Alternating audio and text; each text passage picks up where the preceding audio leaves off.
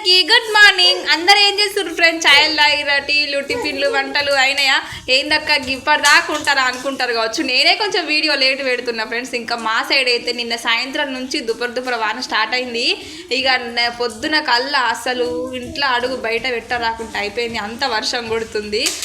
అయినా ఈ వాన ఏందో ఫ్రెండ్స్, ఒక మా తెలంగాణలోనే కొడుతుందా లేకపోతే అంతటా కొడుతుందో అర్థమైతలేదు. కానీ ఈసారి పండగ మాత్రం ఎట్లయితుందో ఏమో తెలియదు. ఇప్పుడే గిట్లుందంటే ఇంకా వరకు పండగనే అయ్యేటట్టుంది.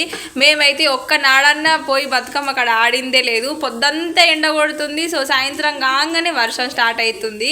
సో అదేదో మనల్నే పగబట్టినట్టు అయిపోయింది. ఇక వాన కొట్టినా వరద వచ్చినా ఏదైనా సరే ఇక మనం తినుడు తాగుడు అయితే తప్పదు కదా.